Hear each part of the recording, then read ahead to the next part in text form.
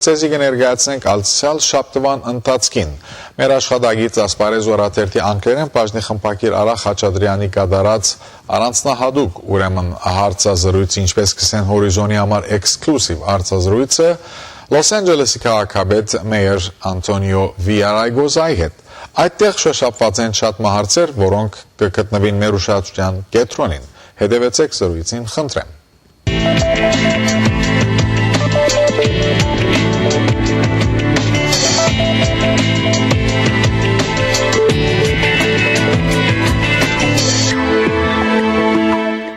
Mr. Mayor, thank you for taking the time out to talk to us and welcome to our program. Oh, it's great to be here with you. Thank you. You're in the middle of your second term. If you could just quickly tell us what have been some of your accomplishments in the past 6 years? First and foremost, the most important responsibility for a mayor, any mayor, not just me or the mayor of Los Angeles, is to protect the public safety. And early on, we understood we were the most under-policed big city in the United States. We needed to grow our police department. We have to an historic 10,000 person level. It's actually 9,969. And very importantly, crime is down every year since I've been mayor. Homicides are down about 40%. Violent crime is down in comparable numbers. We have made public safety our priority. And when you look across the city, crime is down in every part of the city. And gang crime is also down in virtually every part of the city. And that's been important. It's a big cause of violent crime in the city. So I'm particularly proud of our record on crime. Here's a statistic. We're safer than any time since 1952 on a per capita basis. Wow. And as an example, in absolute numbers, so that you understand that the per capita isn't very different from the absolute numbers. In absolute numbers, the last time we had 105,000 or 109,000 Part 1 crimes, which is what we had last year, was 1959 when we had 105,000. So even in absolute numbers, we go to 1959 levels. But on a per capita basis, it's down to before I was born. The city's been this safe. That's great. And how has the economy impacted some of the programs that you anticipated that you were going to have? Well, in addition to public safety, I stopped just because I felt so good about it.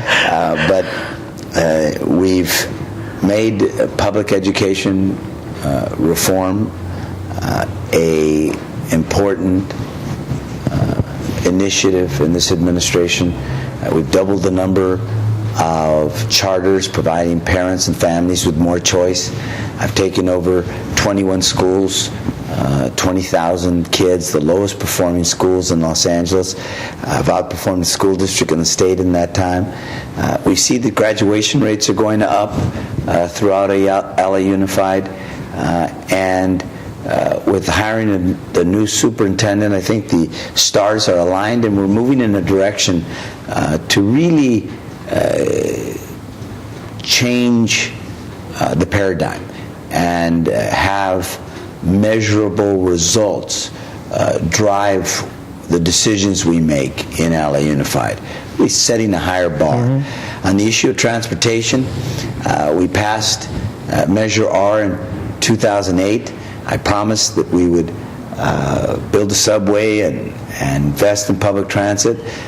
That effort over a 30-year period of time will generate $40 billion. Half of that for public transit will double the size of our rail system. We're currently working on a plan that we call 3010, accelerate public transportation projects from 30 years to 10 years. Nationally, we're calling it America Fast Forward. We're getting bipartisan support for expanding loan programs for transportation and hopefully a bond program that will help us do that. It will leverage federal dollars, which we'll pay back because we have this half-penny sales tax. And we're We're greening the city. We're now at 20% renewable power, the only big city in the country. We started out at 3% 6 years ago. Our effort to clean up the port is the most far-reaching effort in the world. We hit the Kyoto standards, signed on to them in July of 2005, and in October 2008 we hit those standards. We now beyond the Kyoto standards. We've got some of the toughest green building standards in the United States of America. We use the same amount of water today that we did 30 years ago. So we made a number of strides, but you hit it on the head. All of that now has to be focused on jobs, the economy, bringing the city back to at least where we were before the recession hit. So everything we're doing in that effort is we've created an Office of Small Business. We declared a business tax holiday for the next 3 years to attract businesses and provide incentives. Provide incentives by having them not pay a gross receipts tax for the next 3 years. We're providing priorities to local businesses for contracting with the City of Los Angeles, a local preference policy. We've expanded the state enterprise zones to attract more businesses with incentives. And we're doing everything we can to locate companies here in LA. BYD, the largest battery manufacturer in China, has its headquarters, or will have its headquarters here in LA. Gensler Architects, Google is establishing a facility here. So we're focused on job creation and putting people back to work, on connecting our green initiatives with the clean tech and a green economy, on training our workers to have the skills that they need to be successful in that area. And how do you think the new downtown stadium development is going to impact the city? Game changer.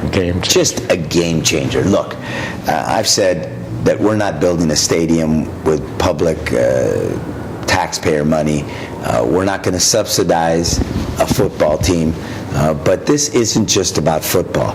This is a game changer because this will allow us to replace the West Hall antiquated exhibition space, replace it, expand the amount of space that we have for conventions. When I started out as mayor, we were 26 in convention center business. We're now at 15. Every year since I've been mayor, we've been operating in the black for the first time in our history at the convention center. But 15 still isn't good enough. This will take us to a top 5 convention center city. This will not just be about football. This is about conventions. This will help to spur the development of at least 5 new hotels downtown. It is a game changer because it is a jobs driver. Tens of thousands of jobs will be created. The economic effect of this is going to be very, very big for the city. I want to turn to the Armenian community. Recently, one of our community members was appointed on the Planning Commission, Vahel Vagimian, and there were other appointments. So there's been this reaching out to the community. What else do you think that the administration can do and also the community can do in the remainder of your term that can have long-term effects in the city and will continue on? Well, as you know, Ed Ibrahimian is the general manager of our Bureau of Street Lighting and has done an incredible job. I tell Ed and I tell the Armenian community he wasn't hired because he was an Armenian. He was the best, but it's great that the best had Armenian roots. And what I invite people to do is to apply for commissions, apply for work here, for internships. We're always looking for the best and the brightest. And you know, we've known each other for more than a decade, and I can tell you the one thing I get is just how important this community is to our city, to its economic vibrancy, to its cultural landscape. It is very, very important that this administration continue to be the most diverse in LA history. I'm very proud of that. I've said many times that the role of the first is to open up the door for the rest, and I don't mean just my community, but the many communities that make LA. We're the most diverse community in the United States. We come from 140 countries. We speak 200 languages. We have 37 nationalities who have their largest population here outside of their country of origin, and one of them are Armenians. And we also have Little Armenia, which is part of we do. Los Angeles. If you could please, because there have been some changes in that community. There's a new community center that opened up. I think you were there a couple of months ago. We brought the biggest media operation to Little Armenia. Aside from the community making those moves, how can the city kind of encourage that area from flourishing and becoming kind of like Little Tokyo a couple of blocks down from where we are right now? Well, Little Tokyo became that flourishing community over a long period of time. But we've got to, work with Armenian leaders and stakeholders in that community to identify the things that they've identified as priorities for the city to do. We've got to make sure that we're getting enough of a concentration of Armenian businesses and restaurants and the like to build on the foundation that we led or we have established. And importantly, I think make sure that we're providing some incentives to do that. That's always important. And how does the city fit in? I'm going back to the economic discussion. How does the city fit in with the larger state issues? We know that we have a new governor who's trying to battle out this huge deficit. How does the city work with the state to, deal with that? Well, we're very impacted by that. First of all, we've had our own deficit over the last 3 years. We've cut about $1.5 billion in deficits over the last 3 years. About 4,600 positions or employees. We've reduced the size of the workforce in that time.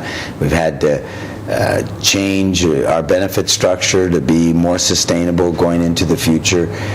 We've had to cut services, and we've done that because balancing the budget in a way that doesn't unnecessarily burden the taxpayers of the city is very, very important. And so when the state is in a crisis as well, and they balance their budget, the difference between us and them is we balance our budget in a way where the buck stops with us. When they balance their budget, they oftentimes balance it on the backs of school children, cities, and counties. So it impacts us greatly. As an example, if we don't extend the taxes that are currently in effect, which we should extend, we're going to cut 20,000 teachers in the next year or in the next few months. 5,000 alone here in the city of Los Angeles. If we don't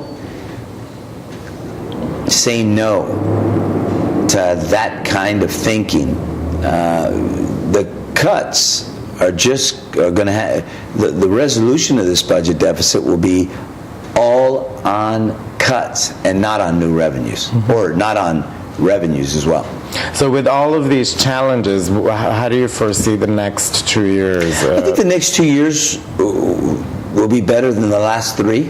I think we're coming out of the woods, if you will, with respect to this,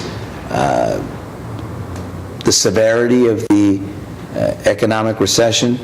I think we're going to continue to have to make tough choices, but not on the level that we have heretofore.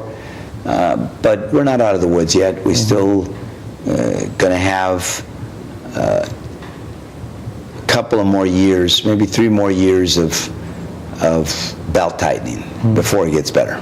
I guess in the same vein also, you talked about people applying to commissions and whatnot. In the next 2 years, for you to realize some of your priorities, you're obviously going to need the assistance of all communities, among them the Armenian community, and we're going to need a direction from you. So what is it that in the next 2 years will make an impact vis-a-vis the Armenian community as well as with their participation? Well, I'd say that this issue of education reform impacts every community. The Armenian community is a hard-working community. It's one with people who have been here a very, very long time, but also with new Americans here.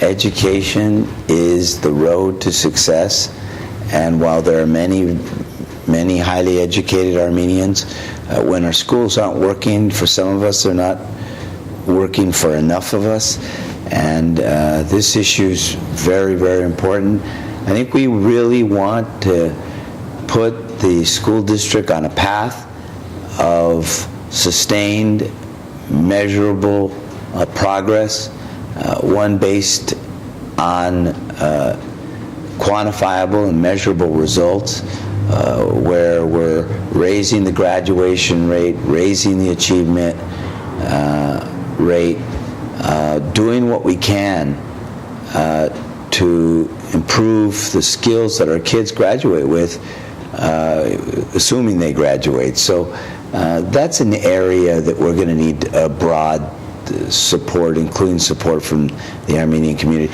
When you see me battling on this issue, I'm not looking for a fight. I am duty-bound to make sure that LA's future is strong, and the only way that we're going to be strong is if we're educated.